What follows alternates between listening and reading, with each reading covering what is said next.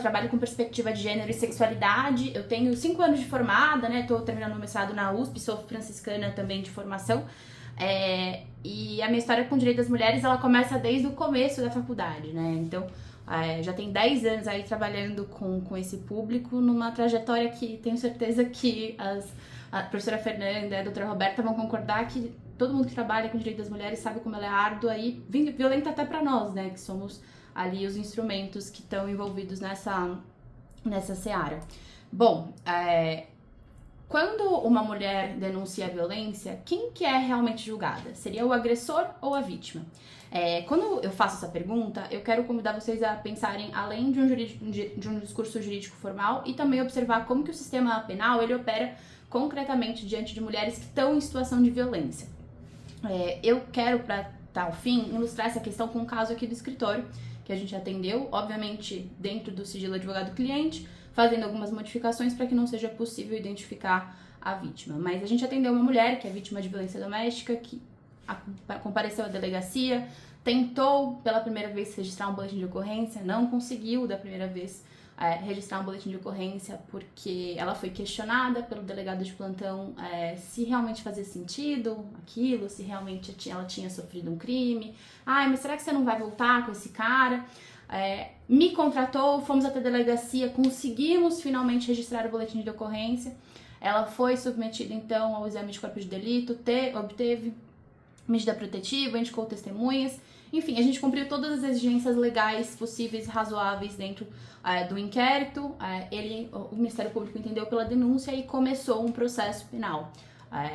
E durante o processo penal, a defesa do réu, ao apresentar as alegações relacionadas ao que estava sendo discutido, começou de fato a questionar a vítima enquanto pessoa. Acho que isso é bastante ilustrativo do que é o processo de revitimização, mas nesse caso, ele começou, através de um processo, que era um processo de lesão corporal, sugerir que ela era promíscua, sugerir que ela era sexualmente desviante, que ela gostava de apanhar durante o sexo, como causa de justificativa, de fato, da lesão corporal. A gente trabalha todo santo dia com esse tipo de caso, né? Mas acho que fica um pouco mais concreto para vocês que são estudantes, como isso se manifesta. Dentro do processo a gente fez o quê, então, né? A gente solicitou de imediato que fosse tarjado todos os trechos ofensivos, o que é uma prática, inclusive, prevista pelo Código de Processo Civil Brasileiro, e também peças que tivessem apenas conteúdo vexatório, a gente pediu que fossem desentranhadas. Por uma... Eu não vou dizer sorte, porque eu acho que sorte é uma palavra muito ruim nesse contexto, mas por uma ocasionalidade do destino, a promotoria do Ministério Público se manifestou de forma favorável aos nossos pedidos, o juiz também acolheu os nossos pedidos e de fato isso foi feito. Mas o dano ali já havia sido causado, porque essa cliente ela foi exposta de forma indevida, ela foi julgada moralmente e ela teve sua posição simbólica processual invertida, né? Então ela passou da condição de vítima à condição de suspeita, ela passou ali a sentar simbolicamente no banco dos réus. E isso gera inevitavelmente um impacto psíquico muito profundo. E esse impacto ele não foi causado só ali pela defesa do agressor, né? Mas também pelo próprio funcionamento do sistema de justiça, que favorece de forma bastante simplista, posso colocar esses termos, favorece a revitimização.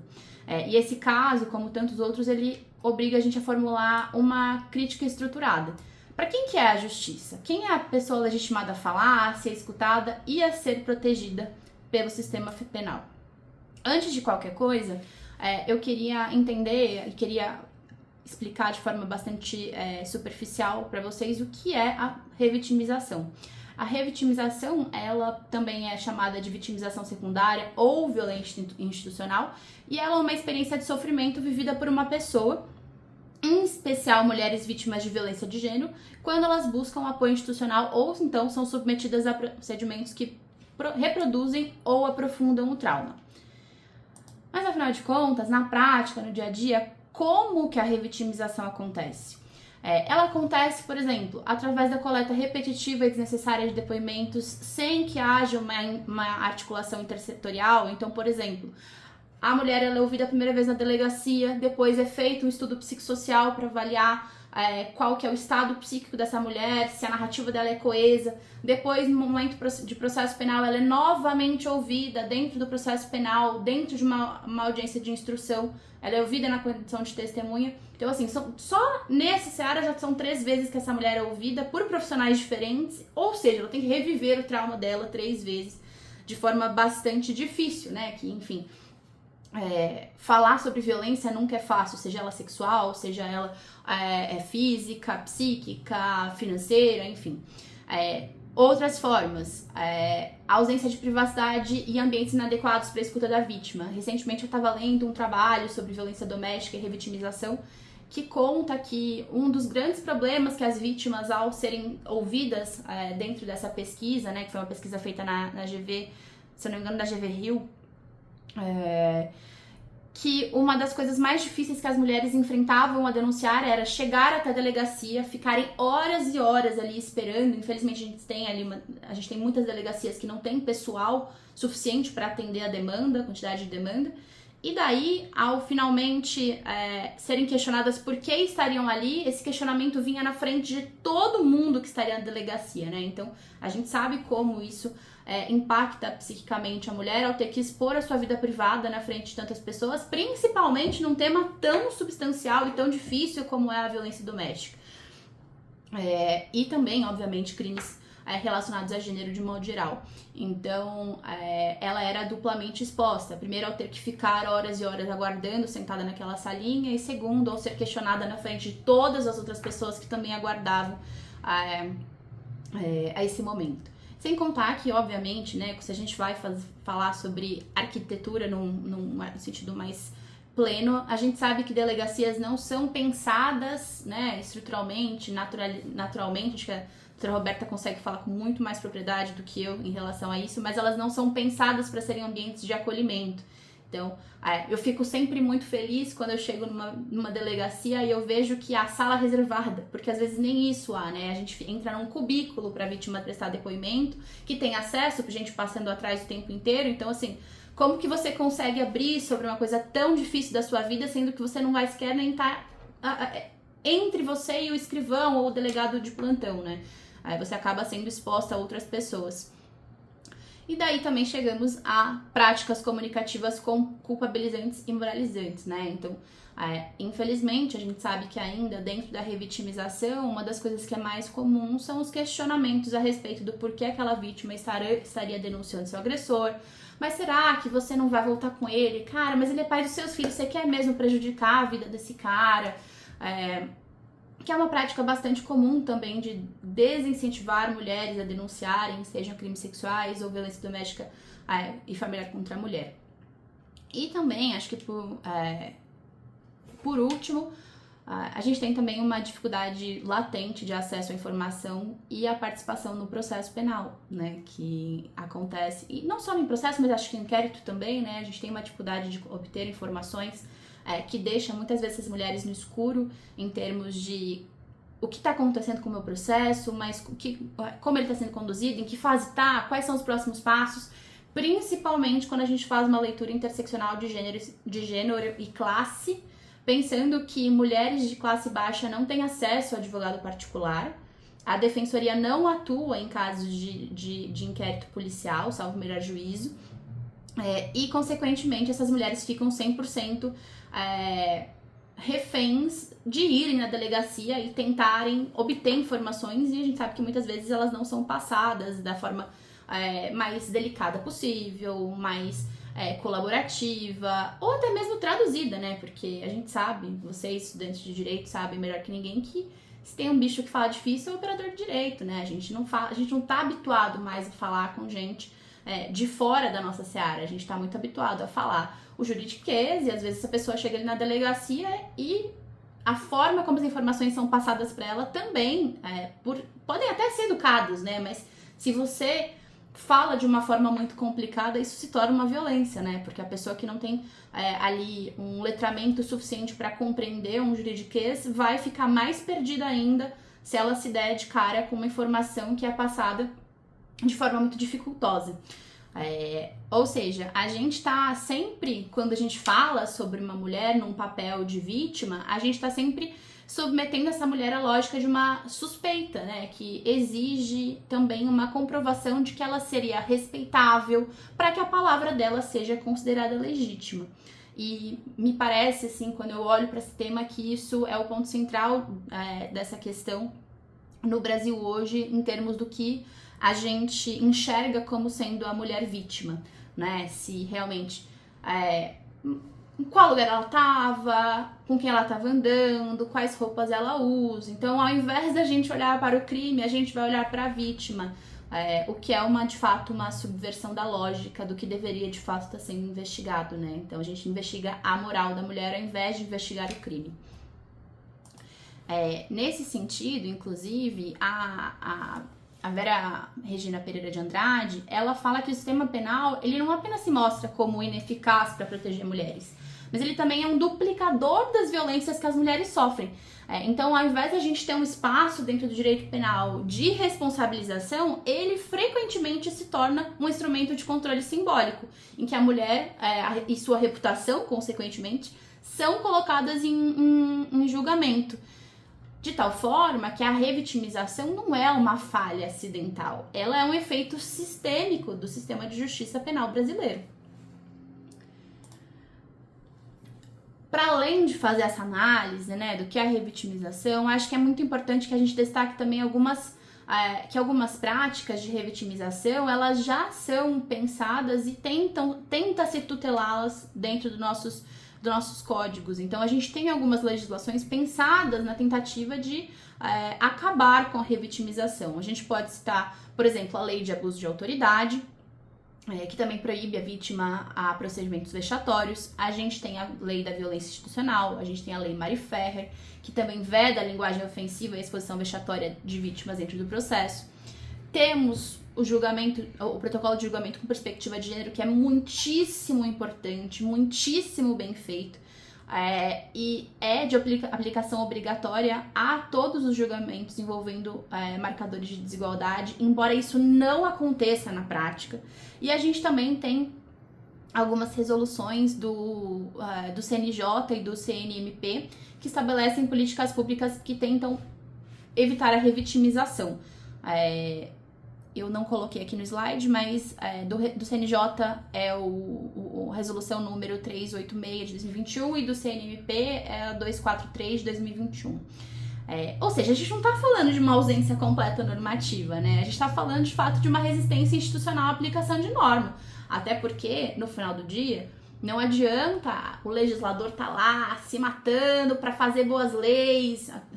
Não vou nem entrar no mérito de fazer boas leis, tá, gente? Não, acho que isso é uma super discussão pra gente traçar numa perspectiva criminológica, mas ficar aqui pensando em como combater a violência contra a mulher e o que fazer, e vamos colocar tornozeleira eletrônica em todos os agressores. Não adianta de nada se a gente tem um sistema inteirinho que favorece a revitimização. Ou seja, a mulher que denuncia, ela acaba sendo vítima de duas vezes. Ela é vítima do seu agressor e ela é vítima do sistema de justiça.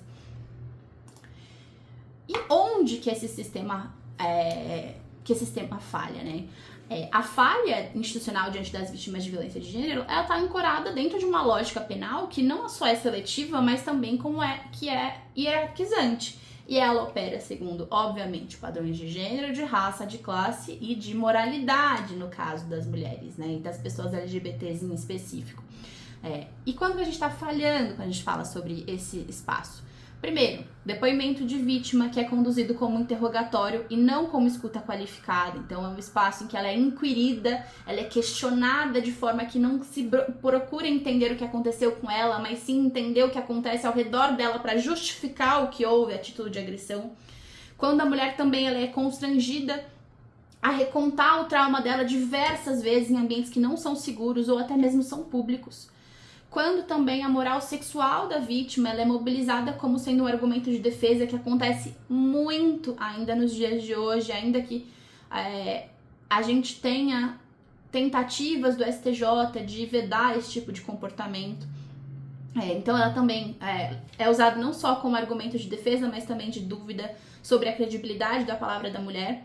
E também o clássico dos documentos ofensivos que são admitidos nos autos sem que haja um controle judicial imediato, né? Então, não sei quem é estagiário, quem está familiarizado com o estágio, mas o advogado aqui no estado de São Paulo, ele sobe o protocolo dele, ele pode subir absolutamente qualquer coisa no protocolo dele, e só depois a serventia vai verificar, né? Não há uma verificação imediata daquilo que está sendo acostado nos autos. O que significa que a gente tem fotos de mulheres sendo colocadas nuas dentro de processos penais como forma de tentar descredibilizar a moral delas, mas não somente, né? Então, isso é uma parte só, uma pontinha desse iceberg, mas de fato, quando a gente fala sobre a revitimização, ela tá muito ligada à moral sexual da mulher, né? Para além disso, né, então, assim, falamos da catástrofe, né, pensamos no, ok, todo cenário horroroso, terrível, mas como que a gente pode tentar enfrentar a revitimização? A revitimização, de modo geral, não adianta só a gente aqui ficar falando bonito, né, ela exige uma prática concreta, ela exige técnica e, principalmente, ela exige uma prática articulada que vai além da nossa boa vontade individual. Então, eu destaquei aqui 3 frentes de atuação que eu considero fundamentais.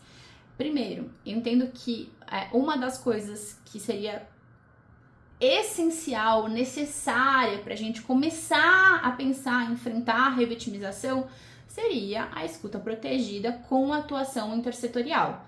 Gente, é fácil fazer isso no Brasil? É claro que não. A gente não tem nem servidor de Tribunal de Justiça, nem servidor de delegacia suficiente para atender nem os crimes que já acontecem. Imagina se a gente, quanto mais camadas de dificuldade a gente começa a colocar. Mas isso não impede a gente de sonhar num mundo mais bonito, um pouco menos ruim pra gente. Mas essa escuta protegida com atuação intersetorial seria, por exemplo, que o relato da vítima seja acolhido uma única vez por um profissional qualificado.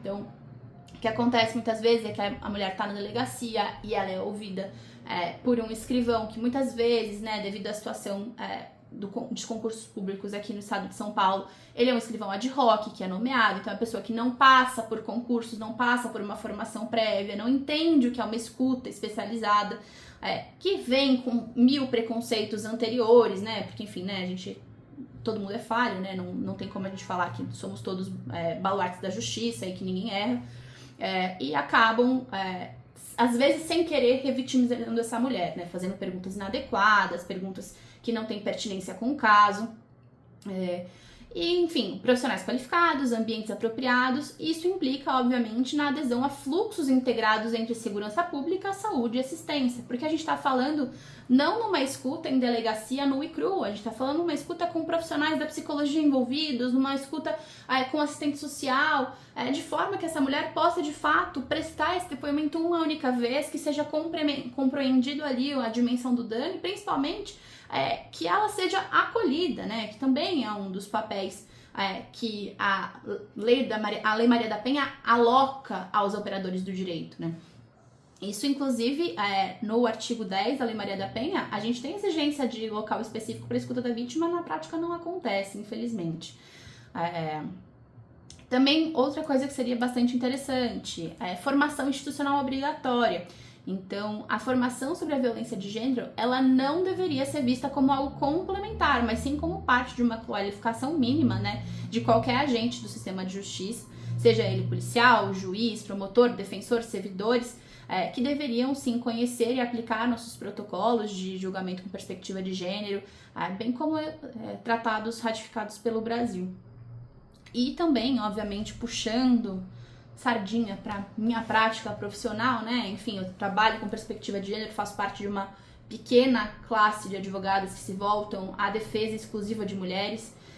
A advocacia especializada com perspectiva de gênero, ela é muitíssimo importante quando a gente fala sobre evitar processos de revitimização.